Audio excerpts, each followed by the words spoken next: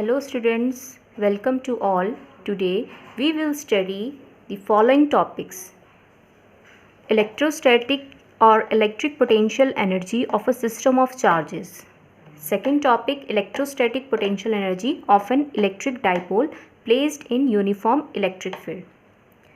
Both are taken from chapter 2nd NCERT book and both topics are most important. So let's get started with first topic, electrostatic or electric potential energy of a system.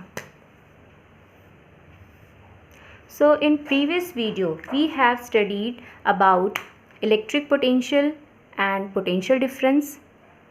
So similarly here, electrostatic or electric potential energy of a system is defined as the work required to be done to bring the charges constituting the system to their respective locations from infinity. What it means? For example, let us consider a source charge having magnitude q. This is a source charge which have magnitude q. Okay. Now place what? A test charge here, okay, which have magnitude q naught. Now अब बात आती है इस test charge को लाने की. तो जब स्टार्टिंग में जब यहाँ पे सिर्फ सोर्स चार्ज रहा था, ओके, अभी मैं यहाँ पे टेस्ट चार्ज को इरेज कर रही हूँ. जब तक यहाँ पे सोर्स चार्ज रहा था तो इस सोर्स चार्ज को यहाँ पे रखने पर हमने कोई वर्क डन किया है. वर्क डन आपको पता है, इस चैप्टर में आपने दो ही टाइप के पढ़े हुए हैं, work done by the electric field and work done against the electric field. It means कि वर्क डन तभी होगा यहाँ पे जब यहाँ पे पहले से किसकी प्रेजेंस होगी, इलेक्ट्रिक फील्ड की प्रेजेंस होगी. बट इन दिस केस यहाँ पे पूरे स्पेस में कोई भी इलेक्ट्रिक फील्ड प्रेजेंट नहीं है, बिकॉज यहाँ पे पहले से ही कोई चार्ज प्रेजेंट नहीं है. तो इट मीन्स कि जब यहाँ पे इस सोर्स चार्ज को प्लेस किया होगा there is no electric field. जब यहाँ पे there is no electric field, so it means कि इस सोर्स चार्ज को यहाँ पे रखने में टोटल वर्क डन कितना लगा होगा, यहाँ पे 0, because there is no electric field. Okay. Now what happen, जब हमने सोर्स चार्ज रख दिया तो इट मीन्स इसके ऑल अराउंड कोई ना कोई इलेक्ट्रिक फील्ड होगा. अब जब इसके ऑल अराउंड कोई ना कोई इलेक्ट्रिक फील्ड है तो हम यहाँ पे क्या कर रहे हैं, इन्फिनिटी, फ्रॉम इन्फिनिटी से एक क्या लेके आ रहे हैं, टेस्ट चार्ज. टेस्ट चार्ज को लेके आ रहे हैं किस पॉइंट पे, जहाँ पे इस सोर्स चार्ज का क्या है, इलेक्ट्रिक फील्ड है. ओके, जहाँ पे सोर्स चार्ज का इलेक्ट्रिक फील्ड है. अब हमने इस टेस्ट चार्ज को इन्फिनिटी से एक पर्टिकुलर पॉइंट पे रखा है जहाँ पे पहले से इलेक्ट्रिक फील्ड प्रेजेंट है. इट मीन्स कि इस सोर्स चार्ज पे, इस टेस्ट चार्ज पे कोई एक वर्क डन हुआ होगा. तो वो वर्क डन हमें निकालना है. अभी तक हमने इलेक्ट्रिक पोटेंशियल और पोटेंशियल एनर्जी या फिर जो भी हमने पोटेंशियल डिफरेंस पढ़ा था, तो इलेक्ट्रिक पोटेंशियल की बात आती है यहाँ पे. तो इलेक्ट्रिक पोटेंशियल का फॉर्मूला क्या पढ़ा था, V is equals to what, work done पर यूनिट टेस्ट चार्ज. ओके, यही पढ़ा था. By definition formula W upon q not. अब यहाँ पे जब हम एनर्जी की बात करते हैं तो एनर्जी यहाँ पे क्या है, कौन है, work done. Because work done is stored in the form of, जो ये क्यू नॉट है, इस क्यू नॉट को हम इन्फिनिटी से इस पर्टिकुलर पॉइंट पे लेके आए हैं. तो यहाँ पे जो हमारा वर्क डन है वो किसके फॉर्म में स्टोर्ड हुआ है, इलेक्ट्रोस्टैटिक पोटेंशियल एनर्जी की फॉर्म में स्टोर्ड हुआ है. तो वो वर्क डन हमें निकालना पड़ेगा. जो वर्क डन निकल के आएगा वही क्या हो जाएगी, वहाँ पे हमारी इलेक्ट्रोस्टैटिक पोटेंशियल एनर्जी. तो यहीं से कैलकुलेट करें अगर हम, तो W क्या है यहाँ पे, वर्क डन. तो W इज इक्वल्स टू क्या निकल के आएगा, V into q not. Okay, इतना समझ में आ गया है. सो ये जो W है, इसी W को हम क्या कहते हैं, हेयर वर्क डन, जो भी वर्क डन हुआ है is stored in the form of potential energy. और इस W को हम क्या लिख सकते हैं, U के इक्वल लिख सकते हैं, because work done is equals to किसके होगा, पोटेंशियल एनर्जी के. U is equals to V into q not. Okay, तो U के बदले हम W भी लिख सकते हैं और W के बदले हम यहाँ पे U भी लिख सकते हैं, आपकी मर्ज़ी है वो क्या है, लेकिन उसका मीनिंग सीधा सीधा क्या होगा, इलेक्ट्रोस्टैटिक पोटेंशियल एनर्जी। अब बात आती है कि इसका फॉर्मूला क्या बनेगा। तो आपको पता है, समझ लीजिए कि यहाँ पे जो हमने Q0 को इन्फिनिटी से इस Q पॉइंट पे लेके आए हैं, तो सोर्स चार्ज से इस पर्टिकुलर Q0 की जो डिस्टेंस है वो कितनी है, R है। तो आपको पता है V का एक फॉर्मूला हमने डिराइव किया था, इलेक्ट्रोस्टैटिक पोटेंशियल का हमने एक फॉर्मूला डिराइव किया था 1/4πε0। यहाँ पे कौन सा चार्ज आएगा, जो यहाँ पे जिसका इलेक्ट्रिक फील्ड है। तो किसका इलेक्ट्रिक फील्ड है, इस पर्टिकुलर चार्ज का, किसका, इस पर्टिकुलर सोर्स चार्ज का। तो Q अपॉन डिस्टेंस कितनी है, R। सो V का फॉर्मूला क्या आएगा, 1/4πε0 Q अपॉन R, और ये Q0 भी है साथ में। तो इट मीन्स कि जो इलेक्ट्रोस्टैटिक पोटेंशियल एनर्जी का आपको फॉर्मूला याद करना है, उसमें सिर्फ इलेक्ट्रिक पोटेंशियल में जो एक Q आता था, अब यहाँ पे क्या हो जाएगा, एक Q और यहाँ पे प्लस हो जाएगा, या सॉरी प्रोडक्ट हो जाएगा। तो जब प्रोडक्ट होगा तो इट मीन्स कि ये हमारे पास क्या निकल के आएगी, टोटल इलेक्ट्रोस्टैटिक पोटेंशियल एनर्जी। तो इट मीन्स अगर हमारे पास यहाँ पे क्या है, दो चार्जेस है सिस्टम में, अगर हमारे पास सिर्फ दो चार्जेस हैं, दो चार्जेस का इंटरेक्शन हो रहा है, तो it means electrostatic potential energy क्या होगी, 1/4πε0, नीचे इन दोनों के बीच की डिस्टेंस, और ऊपर क्या आएगा, दोनों चार्जेस के बीच में जो दोनों चार्जेस का प्रोडक्ट होगा वो आएगा। So this is the formula of electrostatic potential energy. Okay, next, तो इलेक्ट्रोस्टैटिक पोटेंशियल एनर्जी आपको समझ में आ गया होगा। इलेक्ट्रोस्टैटिक पोटेंशियल एनर्जी को हम कैसे डिफाइन करते हैं, वो अमाउंट ऑफ एनर्जी या वो अमाउंट ऑफ वर्क डन किस पे करना, किसी सिस्टम ऑफ चार्जेस पे डन करना, कि जिससे उन सिस्टम ऑफ चार्जेस को हम कहाँ पे लेके आ जाएं, एक पर्टिकुलर इलेक्ट्रिक फील्ड के अंदर लेके आ जाए, जहाँ पे वो एक दूसरे से इंटरेक्ट करें। तो जो भी एनर्जी हमारी उसमें खर्च हो रही है या जो भी उसमें वर्क डन लग रहा है, उस particular amount of work done को ही हम क्या कहते हैं, electrostatic potential energy. Okay, now next, अभी यहाँ तो मैंने इस सिस्टम में कितने चार्जेस ले रखे थे, only 2 charges. Let us consider, formula इसका याद रखना आप, ठीक है। लेट अस कंसीडर, यहाँ पे अब मैं 3 सिस्टम ऑफ चार्जेस ले रही हूँ। This is Q1, Q2 and this is Q3। Okay, Q1 से लेकर Q2 की जो डिस्टेंस है वो मैंने लेट कर ली R12। Q1 से जो Q3 की डिस्टेंस है वो मैंने लेट कर ली है R13। Q2 से लेकर Q3 की जो डिस्टेंस है उसको मैंने लेट कर ली है R23। ओके, ये डिस्टेंसेस आपको याद है, ठीक है। तो अब मुझे यहाँ पे पता लगाना है कि टोटल इलेक्ट्रोस्टैटिक पोटेंशियल एनर्जी कितनी होगी। इससे रिलेटेड आपके एग्ज़ाम में न्यूमेरिकल्स आते हैं, तो इस कंसेप्ट को अच्छे से देख लीजिए। सो अब यहाँ पे हमें पहले देखना है कि कितना यहाँ पे इंटरेक्शन हो रहा है, कितने चार्जेस के बीच में इंटरेक्शन हो रहा है। तो यहाँ पे 3 चार्जेस के बीच में इंटरेक्शन हो रहा है, कितने टाइप का, अब देखिए Q1 Q2 का first interaction is Q1 Q2, second interaction is Q2 Q3 and third interaction is Q1 Q3। ये 3 यहाँ पे इंटरेक्शंस हो रहे हैं, ठीक है। अब यहाँ पे हमें पोटेंशियल एनर्जी लिखनी पड़ेगी। तो पोटेंशियल एनर्जी क्या होगी, इन तीनों के जो भी इंटरेक्शंस हैं उनका सम। सो फर्स्ट ऑफ ऑल क्या बोला था, Q1 Q2, तो इट मीन्स इसकी पोटेंशियल एनर्जी को हम लेट कर लेते हैं U12। 2-3 वाले की पोटेंशियल एनर्जी को लेट कर लेते हैं 2-3, ताकि हमें ये पता रहे कि कौन कौन से चार्जेस के बारे में बात हो रही है। और Q3 Q1 के जो भी यहाँ पे इंटरेक्शन है उसको लेट कर लेते हैं यहाँ पे U31 या 13, कुछ भी बोल सकते हैं। ओके, अब बात आती है यहाँ पे कि इनको अब कैसे लिखेंगे। तो फॉर्मूला आप सबको पता है, इलेक्ट्रोस्टैटिक पोटेंशियल एनर्जी का फॉर्मूला क्या था, 1/4πε0, दोनों चार्जेस है उन दोनों का प्रोडक्ट Q1 Q2, दोनों के बीच की डिस्टेंस R12 प्लस 2-3 के लिए क्या होगा, 1/4πε0 Q2 Q3 upon R23 plus U31 third वाला, यहाँ पे क्या हो जाएगा, 1/4πε0 Q1 Q3 upon R13। Properly लिखेंगे तो डायरेक्ट इसका फॉर्मूला लिख देते हैं, 1/4πε0 अंदर आ जाएगा Q1 Q2 upon R12 plus Q2 Q3 upon R23 plus Q1 Q3 upon R13। इससे कोई फ़र्क नहीं पड़ता है, यहाँ पे आप 3-1 लिखो चाहे 1-3 लिखो, एक ही बात है।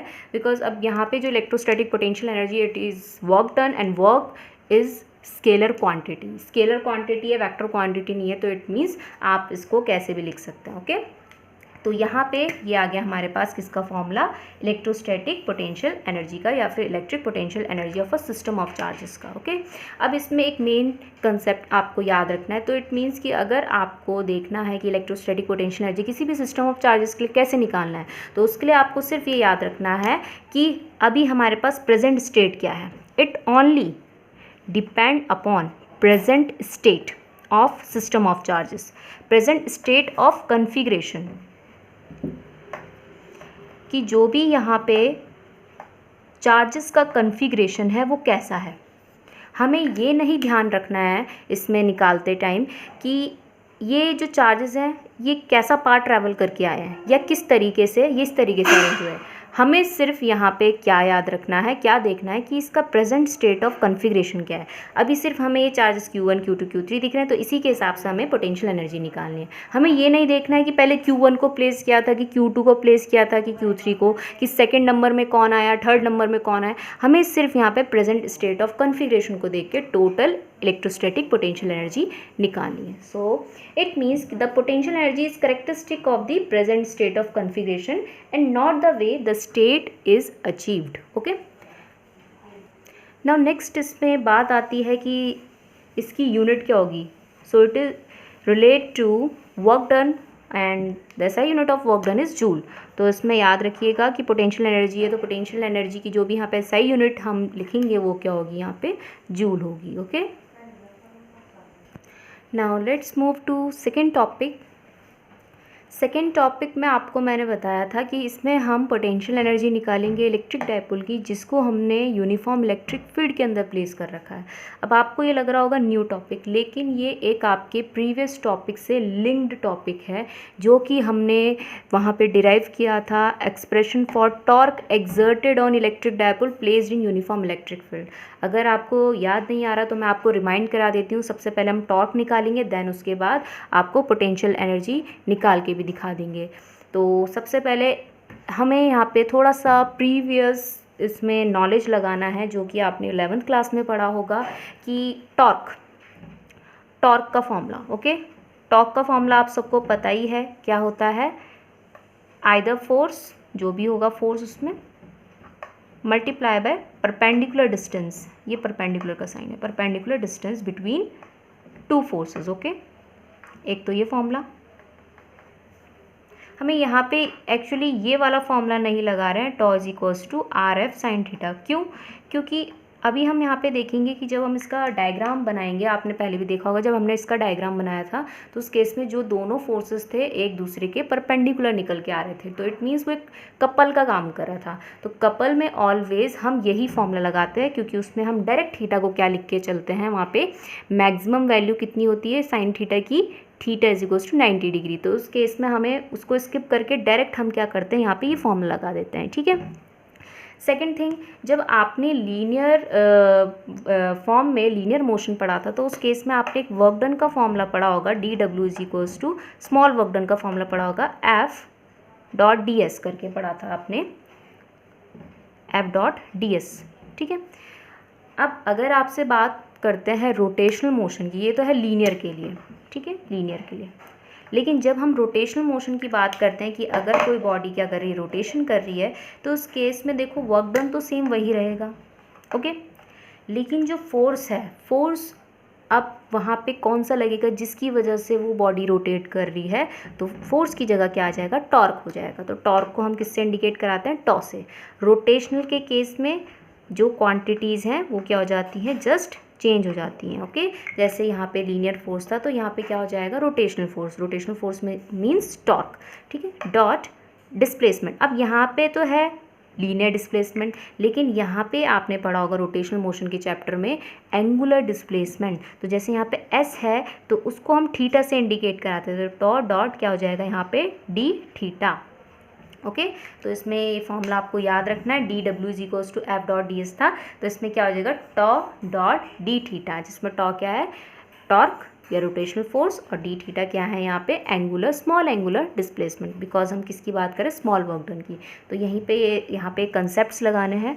तो आपको पहले मैं रिमाइंड करा देती हूँ कि हमने उस दिन टॉर्क कैसे निकाला था। ये मोस्ट इम्पॉर्टेंट डेरिवेशन है, दिस इज मोस्ट इम्पॉर्टेंट। तो आपको याद होगा सबसे पहले हमने यहाँ पे एक यूनिफॉर्म इलेक्ट्रिक फील्ड क्रिएट किया था। यूनिफॉर्म इलेक्ट्रिक फील्ड क्रिएट करने के बाद एक डाइपोल था, ठीक है, उस डाइपोल को हमने इस तरीके से प्लेस कर रखा था। क्यू चार्जेस थे इसमें, ओके। और कितने डिग्री का एंगल के साथ हमने इसको प्लेस कर रखा था यहाँ पे? थीटा डिग्री के एंगल के साथ। ये यूनिफॉर्म इलेक्ट्रिक फील्ड है जो इधर से इधर की तरफ जा रहा है, ओके।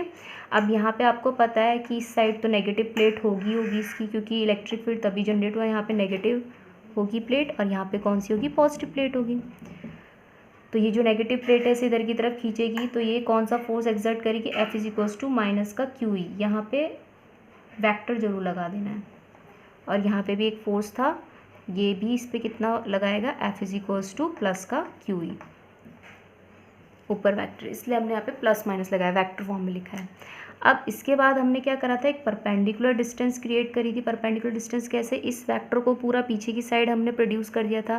तो एक फोर्स का वेक्टर ये है, एक फोर्स का वेक्टर ये है, दोनों को अगर मैं इस तरीके से ज्वाइन कर लूँ तो हमारे पास एक परपेंडिकुलर डिस्टेंस निकली AB, इसकी लेंथ थी डाइपोल की 2A, और ये था परपेंडिकुलर डिस्टेंस, इसे n ले लिया था, ठीक है। तो यहाँ पे अगर हम देखें तो AN is the perpendicular distance. So torque का फॉर्मूला क्या होता है? टॉर्क का भी बताया था, आइदर फोर्स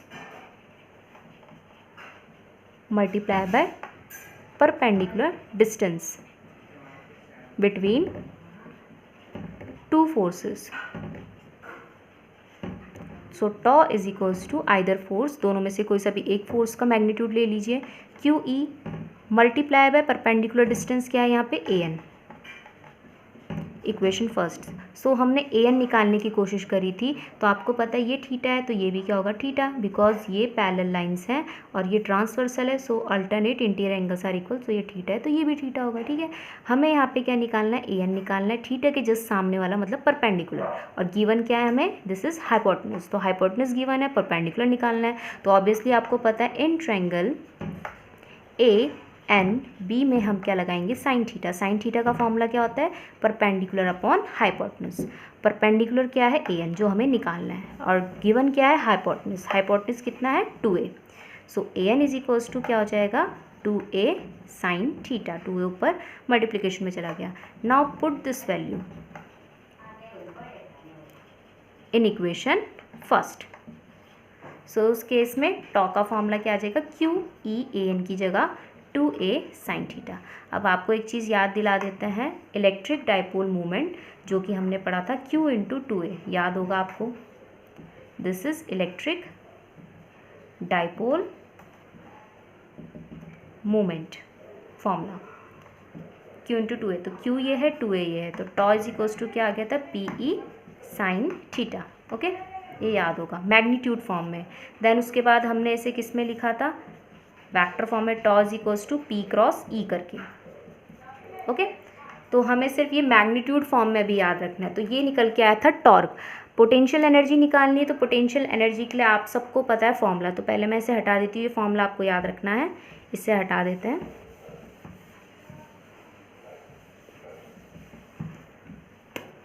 तो सबसे पहले हम यहाँ पे स्मॉल वर्क डन निकालेंगे, ठीक है।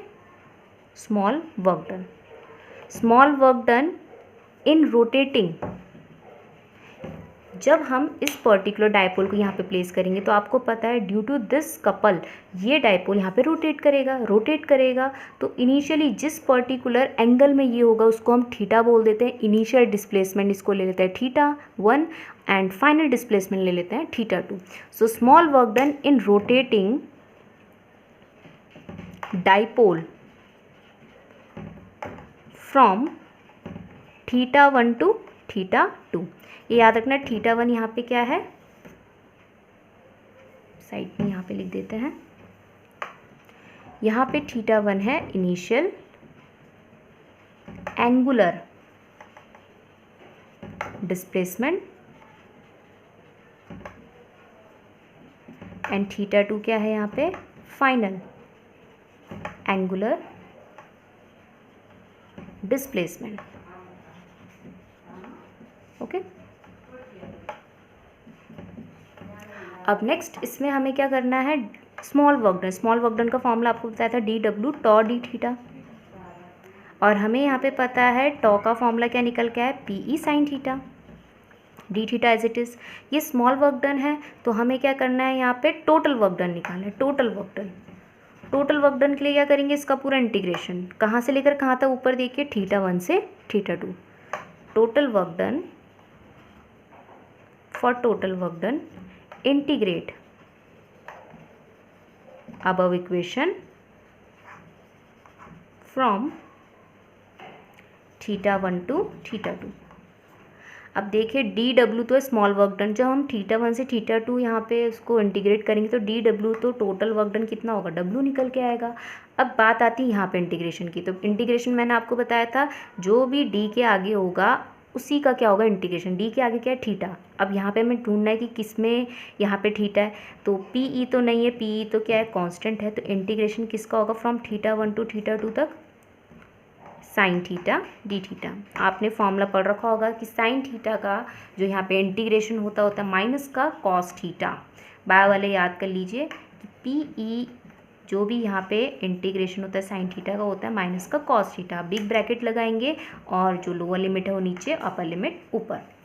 अब इसे प्लेस करने का तरीका क्या बताया था, पहले आएगा अपर लिमिट फिर माइनस का लोअर लिमिट। इससे पहले हम इस माइनस को बाहर भेज देते हैं, तो ये ऐसा हो जाएगा माइनस का PE कॉस थीटा, फिर लिमिट रखते हैं θ1 से θ2। अब मैं ऐसा करती हूँ, इसको मैं इरेज कर देती हूँ, इरेज यहाँ से इतना ये इरेज कर देते हैं।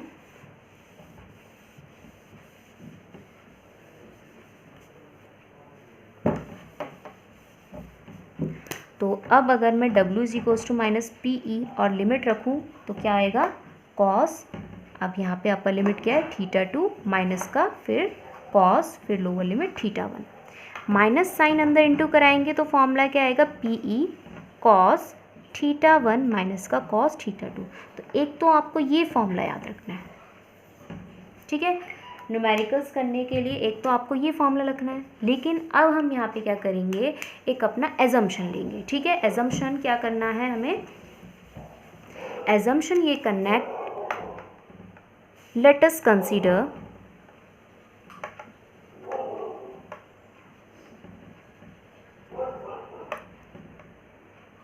that electric dipole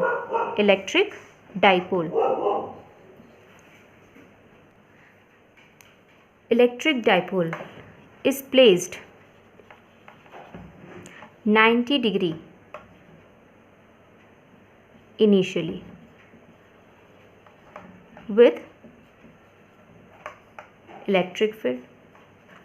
हम यहाँ पे कंसीडर कर रहे हैं कि जब हमने इस पर्टिकुलर इलेक्ट्रिक डाइपोल, यह है यूनिफॉर्म इलेक्ट्रिक फील्ड, तो हम यहाँ पे कंसीडर कर रहे हैं कि लेट इस कंसीडर कि हमने यहाँ पे इलेक्ट्रिक डाइपोल को कैसे प्लेस किया है, 90 डिग्री फॉर्म में, इस तरीके से ऐसे करके, किसके, इलेक्ट्रिक फील्ड के। तो उसके एंड जब यहाँ पे आपको पता है कि जब हम इसे 90 डिग्री में प्लेस करेंगे, तो आपने इससे पहले एक टॉर्क वाले में ही एक स्पेशल केस पढ़ा था कि जब हम 90 डिग्री में प्लेस करते हैं तो उस केस में उस पर टॉर्क मैक्सिमम लगता है। तो जब टॉर्क मैक्सिमम लगेगा तो ये रोटेट करेगा, रोटेट करने के बाद ही किस स्टेट में आता है हमें नहीं पता कि किस एंगल की फॉर्म में यहाँ पे रेस्ट में आएगा। तो जो भी एंगल फाइनली ये कवर करेगा उस फाइनल एंगुलर डिस्प्लेसमेंट को हम थीटा ले लेते हैं। सो इनिशियली अगर हमने 90 डिग्री लिया है तो पुट θ1, इसे इक्वेशन 2 ले लेते हैं, θ1 = 90 डिग्री, और फाइनली जब वो रोटेट करके जिस भी स्टेट में आएगा θ2 उसको हम लेट कर लेते हैं थीटा। तो उस केस में यहाँ पे एक्सप्रेशन क्या बन जाएगी, w = PE cos 90 degree minus का cos थीटा। तो आपको पता है cos 90 डिग्री कितना होता है, 0, और ये माइनस का cos थीटा बाहर, तो माइनस का PE cos थीटा, ये आ गया है यहाँ पे मैग्नीट्यूड फॉर्म में। और एक और चीज़, इस W की जगह मैंने आपको बोर्ड का U भी लिख सकता है, क्योंकि जो भी वर्क डन है वो किसकी फॉर्म में स्टोर्ड हो रहा है, यहाँ पे इलेक्ट्रोस्टैटिक पोटेंशियल एनर्जी की फॉर्म में स्टोर्ड हो रहा है, ठीक है। तो ये आ गया यहाँ पे इन मैग्नीट्यूड फॉर्म में। अब अगर मुझे इसको किस में, आपको पता है cos थीटा को स्केलर प्रोडक्ट में भी लिख सकते हैं, डॉट प्रोडक्ट में, तो उसका एक और फॉर्मूला ये भी बन सकता है, u = minus as it is P dot E, ऊपर वेक्टर लग जाएगा। तो ये दोनों हैं इसके फॉर्मूले। अब आते हैं यहाँ पे केसेस, इसके अकॉर्डिंग केसेस आते हैं। ओके, केसेस आपसे पूछ ले जाएंगे कि मैक्सिमम पोटेंशियल एनर्जी कब होगी, मिनिमम कब होगी और ज़ीरो कब होगी। तो अगर मैं आपसे पूछूं, और ये माइनस का साइन भी आपको याद रखना है, ठीक है। तो इसको पहले मैं हटा देती हूँ, देन इसका केसेस डिस्कस करते हैं, स्पेशल केसेस एंड इसका graph. Special cases, first case किस चीज़ के लिए, फॉर थीटा, फॉर्मूला आपको याद रखना है क्या था, u is equals to minus का PE cos theta, for theta is equals to 180 degree. Cos 180 की वैल्यू कितनी होती है, कॉस 180 इज इक्वल्स टू -1। ये प्लेस करेंगे तो u की वैल्यू क्या निकल के आएगी, मैक्सिमम, बिकॉज इसके फॉर्मूले में पहले से माइनस है, एक माइनस यहाँ पे आ जाएगा तो क्या आ जाएगा PE, this is maximum value. Second case, अगर हम यहाँ पे for theta is equals to 0 degree लेते हैं तो उस केस में कॉस 0 डिग्री कितना होता है, +1। तो वैल्यू पुट करते हैं तो u सबसे मिनिमम निकल के आएगा नेगेटिव में, negative as it is, cos 0 degree 1, तो PE ये आ गया u मिनिमम, बिकॉज ये नेगेटिव में आ रहा है। तो और साथ ही साथ अगर मैं यहाँ पे ज़ीरो वाली केस की बात करूँ तो for theta is equals to कितना डिग्री, 90 डिग्री। सो उस केस में कॉस 90 डिग्री कितना हो जाएगा, यहाँ पे 0, वैल्यू पुट करेंगे तो u इज इक्वल्स टू कितना निकल के आएगा, 0, कॉस 90 डिग्री क्यों कितना होता है, 0 होता है। अब बात आती है इसकी ग्राफ प्लेस करने की। तो ग्राफ कैसा बनेगा इसका, तो ग्राफ देख लीजिए, ये याद रखना कि हम यहाँ पे y एक्सिस में हम जो ले रहे हैं वो ले रहे हैं पोटेंशियल एनर्जी, ये ऑरिजिन है और ये पोटेंशियल एनर्जी को इंडिकेट कर रहा है। और ये आपको दिख रहा होगा पॉजिटिव भी एक्सिस ले रखा और नेगेटिव भी, क्योंकि यहाँ पे हमें दिख रहा है कि पोटेंशियल एनर्जी पॉजिटिव नेगेटिव दोनों निकल के आ रही है, ठीक है। और जो यहाँ पे एक्स एक्सिस है, एक्स एक्सिस में हमने लेट कर रखा है यहाँ पे थीटा, क्योंकि थीटा यहाँ पे पॉजिटिव ही हैं सारे के सारे। ओके, तो आपको पता है 3 थीटा लिए थे, 0 डिग्री, इसको सीक्वेंस वाइज लगाते हैं, ठीक है। तो यहाँ पे लिख देती हूँ मैं 0 डिग्री, सेकेंड नंबर में कौन सा था हमारे पास, 90 डिग्री, एंड थर्ड नंबर में 180 डिग्री। जो हमने ले रखे वही लेबल करेंगे। 0 डिग्री में देखिए u की वैल्यू क्या आ रही है, मिनिमम आ रही है, वो भी नेगेटिव में। तो नेगेटिव में कुछ ना कुछ तो मैग्नीट्यूड होगा, तो यहाँ से स्टार्ट होगा इसका ग्राफ। 0 डिग्री में पोटेंशियल एनर्जी की वैल्यू किस में आएगी, नेगेटिव में, ठीक है। इसके बाद 90 डिग्री में देखिए, ये एक पॉइंट मैंने लेबल कर दिया। तो आपने कोऑर्डिनेट्स वगैरह ये XY प्लेन में तो आपने ग्राफ ड्रॉ करे ही होंगे, तो इसको मैं क्या लिख सकती हूँ, यहाँ पे इस तरीके से भी लिख सकते हैं ना, जैसा आप करते हैं। एक्स एक्सिस का क्या आएगा यहाँ पे 0 डिग्री, और वाई एक्सिस का क्या आएगा यहाँ पे, देखिए वाई एक्सिस का क्या आएगा यहाँ पे, माइनस का PE, ठीक है। सेकेंड 90 डिग्री पे देखिए, 90 डिग्री पे u की वैल्यू क्या आ रही है, 0। तो जब वाई एक्सिस 0 है, एक्स एक्सिस सिर्फ 90 डिग्री है, तो यहीं पे आएगा। तो इट मीन्स ये आ जाएगा हमारे पास एक्स एक्सिस का 90 डिग्री और वाई एक्सिस का पोटेंशियल एनर्जी 0। थर्ड जो बनेगा वो किस टाइप का बनेगा, यहाँ पे 180 डिग्री ये रहा। और यहाँ पे जो हमारे पास पोटेंशियल एनर्जी वो कितनी निकल के आ रही थी, PE मतलब मैक्सिमम होगी यहाँ पे कहीं। जितना हमने यहाँ पे ले रखा है ये नेगेटिव का PE, उतना यहाँ पे पॉजिटिव का PE लेना है, ठीक है। तो यहाँ कहीं आएगा इस पॉइंट पे, तो इसको भी लिख लेते हैं 180 डिग्री कॉमा PE। अब इस ग्राफ को ज्वाइन करना है, लेकिन स्ट्रेट नहीं करना है, बल्कि कैसे करना है, कर्व फॉर्म में, क्योंकि ये जो ग्राफ है वो हमारा बिल्कुल लीनियर नहीं आएगा, वो थोड़ा किस फॉर्म में आएगा, कर्व फॉर्म में आएगा। अब इसको जब हम ज्वाइन करेंगे, इसको मैं यहाँ पे लिख देती हूँ, यहाँ पे लेबल कर देते हैं। तो ये इस तरीके से बनेगा, ये ऐसा और ये ऐसा, ठीक है। तो ये ग्राफ आपको याद रखना है। तो आज के लिए इतना बहुत है, और इसके साथ साथ जो आपका चैप्टर 4 इलेक्ट्रिक पोटेंशियल है, यूनिट 1 इलेक्ट्रोस्टैटिक का, वो हमने कंप्लीट कर लिया है।